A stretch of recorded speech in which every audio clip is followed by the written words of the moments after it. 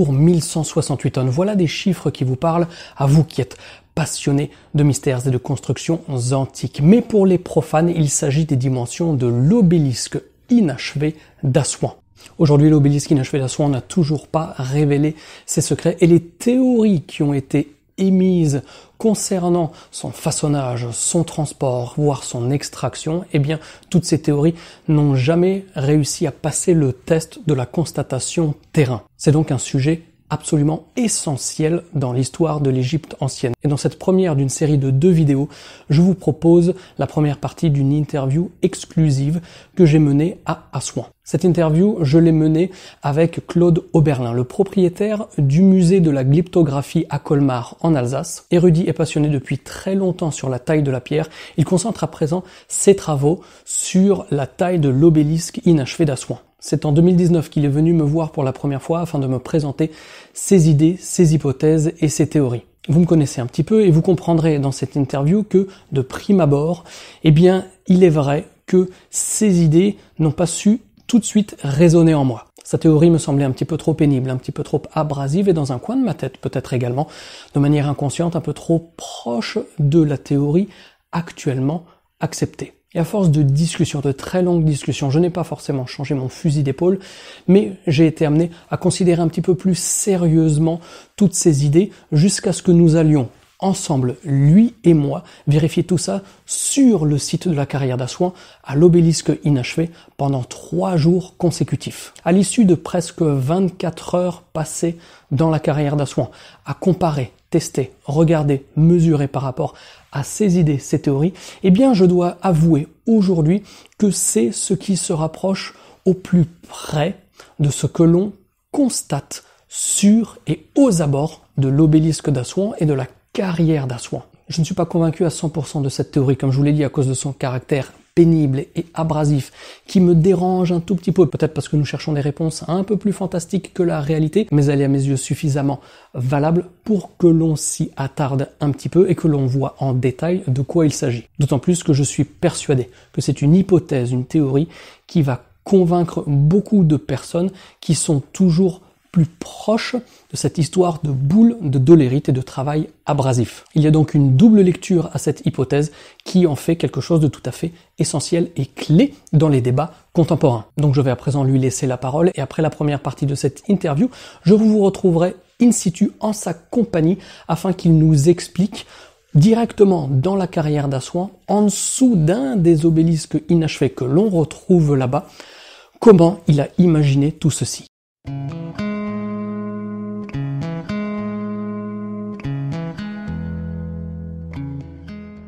L'obélisque, c'est surtout la carrière, mais on en reparlera. Alors, effectivement, avant d'arriver à l'obélisque, j'ai acquis une certaine expérience de la pierre. Je me suis passionné arrivé à ma retraite, je me suis passionné pendant une bonne quinzaine d'années pour un sujet que finalement peu de gens connaissent. Je me suis intéressé aux bâtisseurs de cathédrales, mais pas seulement. Les bâtisseurs de cathédrales avaient tous une marque identitaire. Et c'est finalement par là qu'il y a une quinzaine d'années que j'ai démarré une activité à la retraite, puisque en quelques années j'ai monté un musée, le seul musée de la glyptographie. Glyptographie signifie l'étude des pierres gravées. J'ai organisé un colloque mondial à Colmar en 2014. Depuis, je donne des conférences à des associations, à des groupes de gens qui ont envie d'en connaître un peu plus sur ces hommes qui, pour la plupart d'ailleurs, ne savaient ni lire ni écrire. Donc, il faut essayer de comprendre et d'interpréter leur message qui, pour certains, remonte à 1000 ans. Soit, ça c'est une chose. En parallèle, j'ai toujours été passionné par l'Égypte antique. Passionné, mais pas du tout en mesure de comprendre. Comme tout le monde d'ailleurs. C'est absolument fascinant de regarder une pyramide. C'est fascinant de visiter les temples. Et en plus, c'est impressionnant de voir un obélisque debout, dressé. Surtout quand en cours de route, on en a découvert un autre qui est en position couchée et qui le restera pour l'éternité. Je veux bien sûr parler de l'obélisque inachevé de la carrière d'Assouan.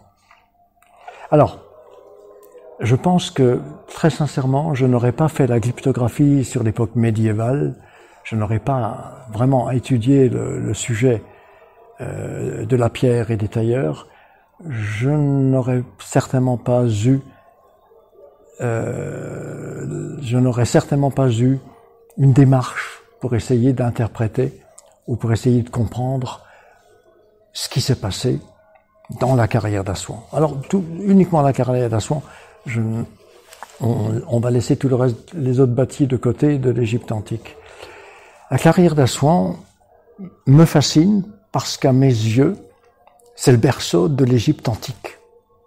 Sans la carrière d'Assouan, sans le granit rose d'Assouan, eh bien, tout le monde a compris, des milliers de statues n'existeraient pas, il n'y aurait pas d'obélisque, il n'y aurait pas des chambres de roi dans les pyramides, etc., etc. Il n'y aurait pas de sarcophage. Il y en a en calcaire, mais il y a surtout des sarcophages en granit. Donc pour moi, la carrière d'Assouan, c'est quelque chose de magique. Et puis quand on l'a visité, effectivement, c'est magique, c'est magique. Alors évidemment, comme tout le monde, j'ai lu plein de choses. Je me suis rendu compte que il y a eu un travail phénoménal de fait. Il a fallu d'abord vider cette carrière. Ça s'est fait il y a exactement 100 ans, je crois, en 1920. Et puis à partir de là, il y a eu des théories qui ont été suggérées. La fameuse théorie des boules endolérites. L'autre théorie qui consiste à dire que, eh bien, ce travail d'usinage a été fait avec le feu. C'est absolument cohérent. Ça marche très bien.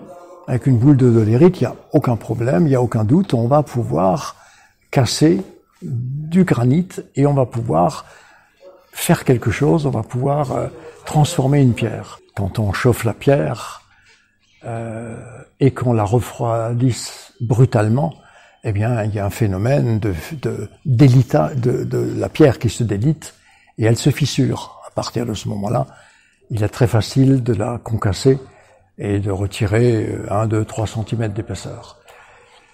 Le problème, et c'est là où j'ai commencé à réfléchir comme tout le monde, il y a rien de particulier à cela, c'est que finalement sur place, quand on observe bien ces dizaines de milliers de traces, de marques, eh bien il n'y en a aucune qui fait penser à un usinage avec une boule d'odolérite. On a affaire à des cuvettes, des belles cuvettes de forme légèrement carrée, environ 30 cm de côté. Ces cuvettes intriguent tout le monde, évidemment.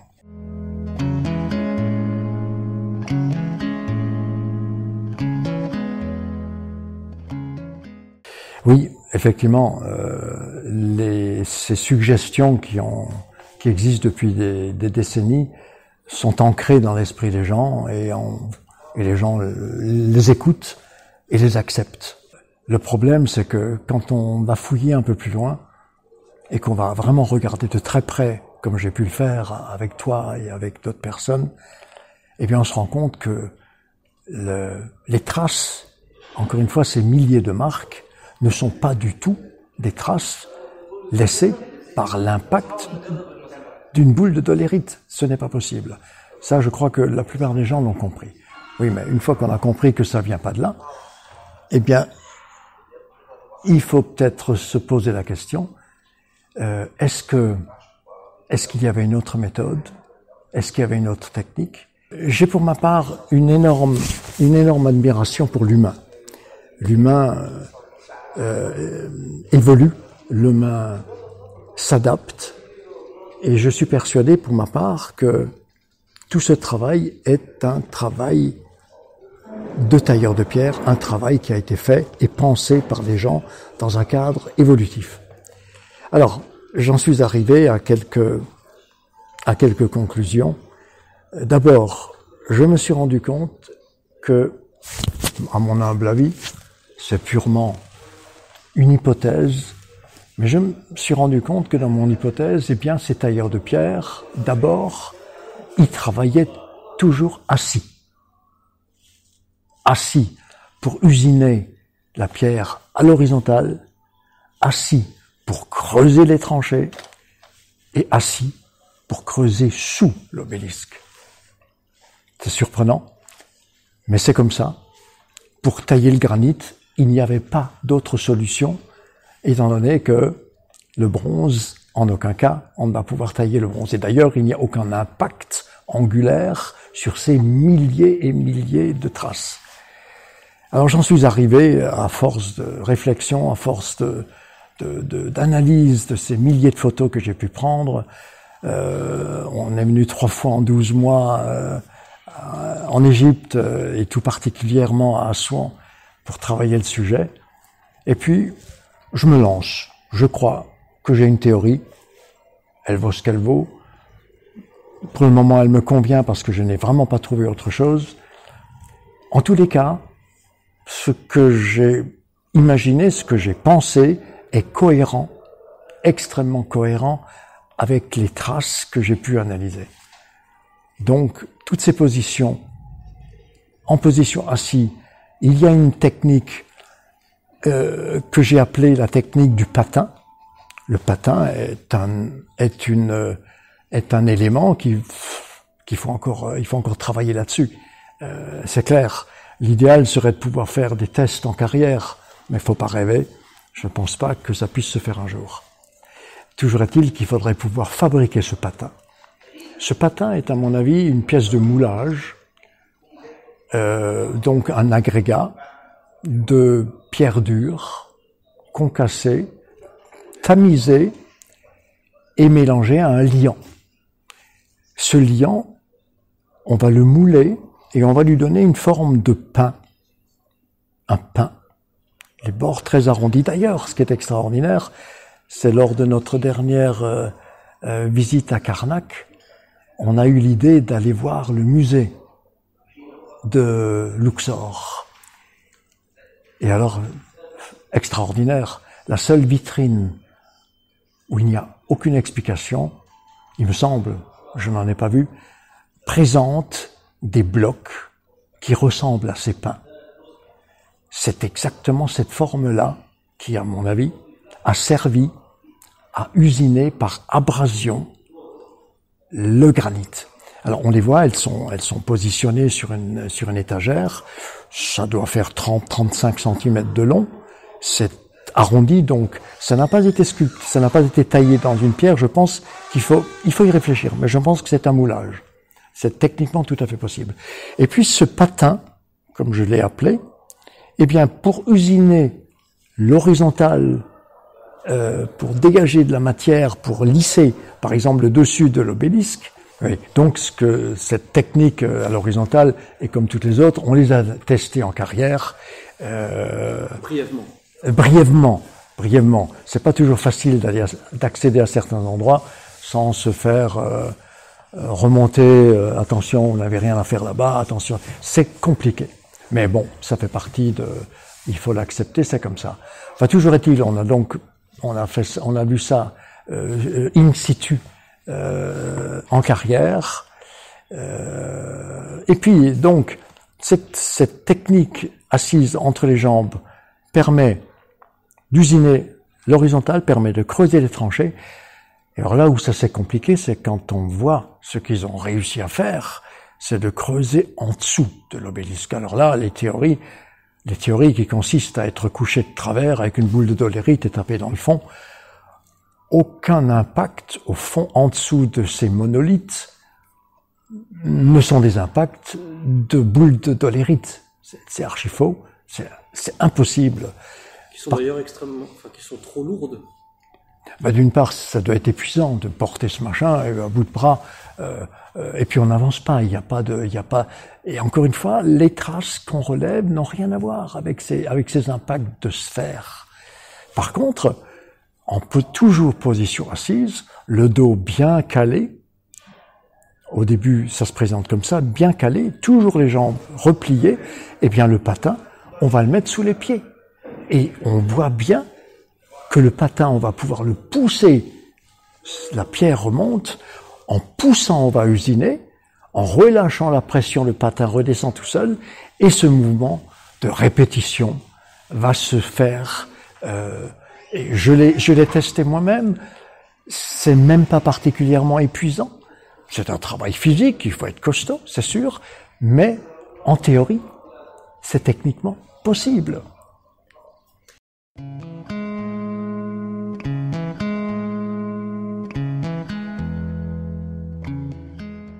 Non, vraiment rien. Vraiment rien. Là, je me fie un peu à mon instinct et à mon expérience de chercheur dans tout ce qui est pierre usinée par les tailleurs de pierre. Je n'ai rien trouvé et c'est extrêmement frustrant de se sentir sans arrêt devant un mur. Il n'y a pas de réponse. Les quelques solutions suggérées ne me conviennent pas du tout. Je crois que mon expérience, je crois déjà l'avoir dit, mon expérience dans la recherche de la glyptographie des tailleurs de pierre de l'époque médiévale m'a beaucoup aidé.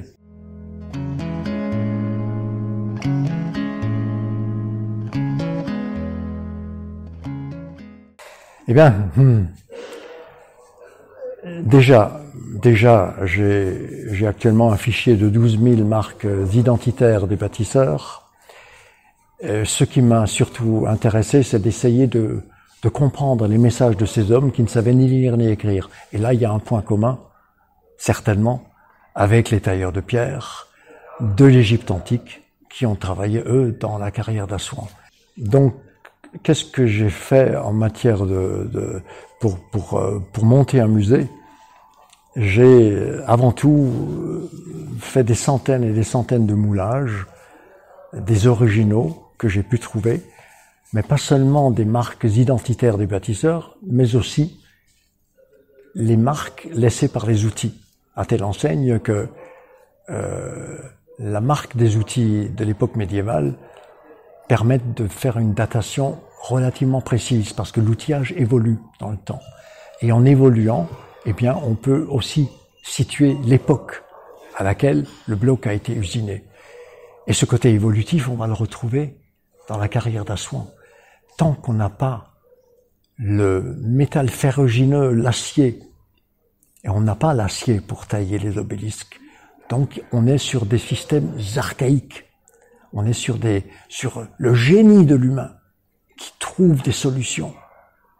Avec des moyens archaïques, il arrive à construire des obélisques. C'est absolument fascinant, à condition que la théorie soit acceptable. Pour moi, elle ne me déplaît pas parce que, avant de t'en avoir parlé, ça fait 1 an que j'ai cette théorie en tête. Et je me suis toujours dit, et je me remets en question tous les jours pour essayer de me dire, c'est pas possible. Eh bien si, pour le moment, il n'y a pas d'autre solution que la révélation, en fait, le négatif, les traces qui sont restées dans la pierre, expliquent exactement comment on a fait, à mon avis.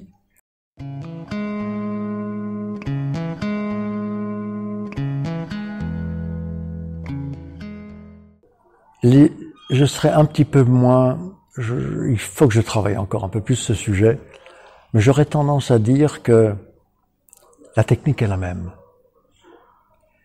La technique est la même, on est toujours dans un travail d'abrasion, parce qu'on n'a pas l'outil qui va pouvoir attaquer le granit. Et quand même on aurait cet outil, en tapant sur un granit poli pour graver une marque, ce granit va s'effriter et on n'aura jamais les arêtes droites qu'on constate.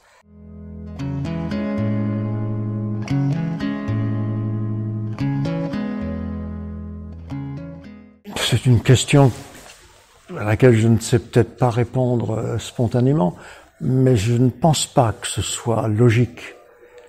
Lorsqu'on polit, on rattrape aussi les défauts de l'ébauche. Et quand on polit, je crois qu'il faut avoir une surface plane.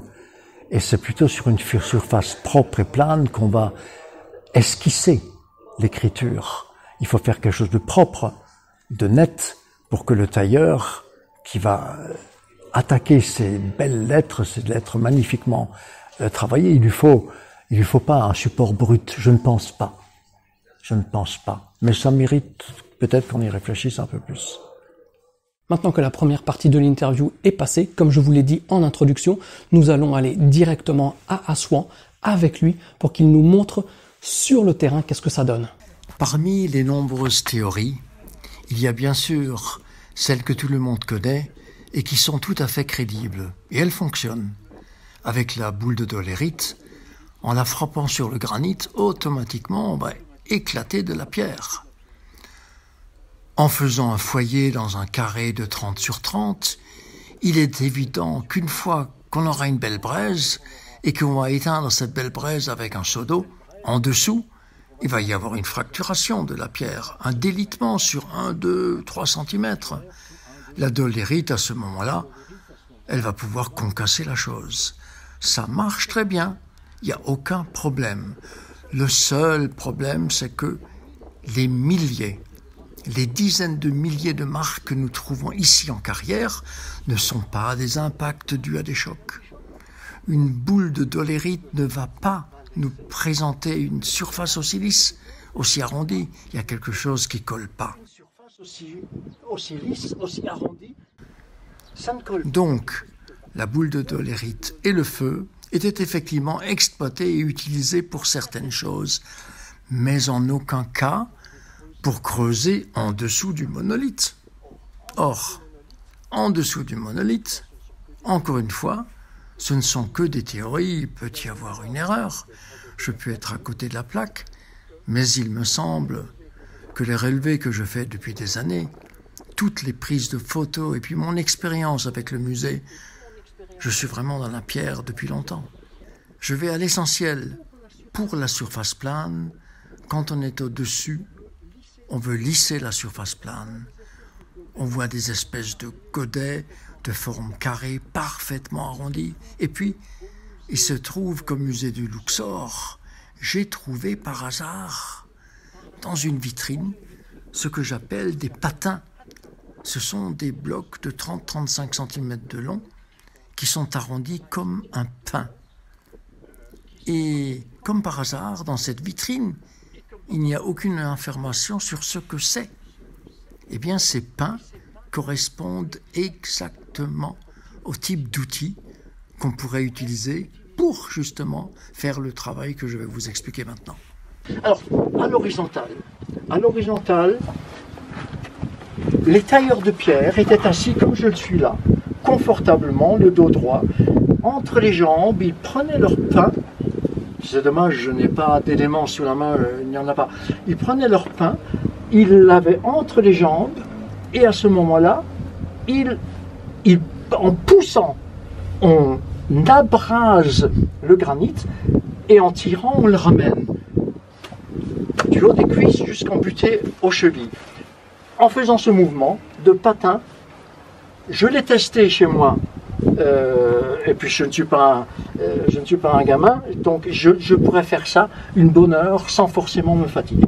Donc à force de frotter ce bloc, cet agrégat, ce moulage, parce qu'il faut le fabriquer, à force de frotter, eh bien on va pouvoir user le granit. Et ces formes que nous voyons partout par milliers à l'horizontale, à mon humble avis, correspondent à un travail de ce type-là. J'ai mon patin et je le mets en butée sur les chevilles et je le ramène à la hauteur des fesses. En poussant, j'usine, je retire pour ramener le bloc. Et le travail, c'est celui-là. C'est celui-là aussi bien pour l'horizontale que pour creuser les tranchées. Sauf qu'il y a deux ou trois marques l'une à côté de l'autre puisqu'il fallait le faire assez large et on descend et on descend et on descend. Alors, évidemment, il faut maintenant aussi pouvoir avoir peut-être un jour l'autorisation de faire un test. C'est beaucoup plus compliqué. Alors dessous, la théorie consiste à dire soit on a fait un feu, Dessous, c'est pas possible. On verrait au-dessus, très bien, la dégradation de la pierre par la chaleur. Elle se délite, la pierre ne supporte pas le feu. Il n'y a aucune trace de feu. La boule de dolérite, on a bien vu comme il faudrait travailler. On a la boule, on est couché là-dedans et on tape. Sauf que, on tape. Sauf que, encore une fois, ce ne sont pas du tout des traces laissées par un impact. On n'est pas sur un travail par impact, et cette magnifique remontée, et ce plan incliné s'explique aussi. Eh bien, je vais vous donner ma théorie. Évidemment, là j'ai trop de recul, parce qu'au fur et à mesure qu'on va creuser sous le monolithe, eh bien il faut se caler le dos pour pouvoir avancer plus près. Toujours est-il que le dos calé, très bien calé d'ailleurs, il y a une petite voûte là pour les reins. Eh bien on est assis, là on est embuté, avec les pieds. Et le même patin qui sert à travailler entre les jambes, eh bien on va le frotter avec les pieds, parce qu'on ne peut pas y aller avec la tête. On va le faire avec les pieds. Aussi, j'avance d'un coup. Il me faut des cales à l'arrière, évidemment, et j'ai mon patin, et je le travaille comme ça. Et je le travaille avec les pieds, avec toute la puissance que je peux avoir dans les cuisses. Là, on voit bien qu'il y a eu un premier travail qui s'est arrêté là, et un deuxième travail. Je suis un peu trop profond, il faut bien sûr adapter la position. J'aurais dû peut-être choisir un autre endroit. Toujours est-il que ce même patin, tous les travaux dans cette carrière se font assis. Dans tous les cas, horizontal, vertical et en dessous. On se sert des deux mains ou on se sert des deux pieds. C'est ma théorie, elle vaut ce qu'elle vaut. En tous les cas, les traces que vous voyez là correspondent, je l'ai testé sur d'autres pierres dans ma région, les traces qui sont là sont le résultat d'une abrasion et certainement pas d'un système impact. Voilà, j'espère que cette première partie de l'interview vous a plu. Je vous donne rendez-vous très bientôt sur la chaîne pour la seconde partie qui, soyez-en sûrs, vous amènera encore plus d'éléments de réflexion et de compréhension. D'ici là, comme toujours, portez-vous bien et n'oubliez pas de garder la passion. Ciao, ciao!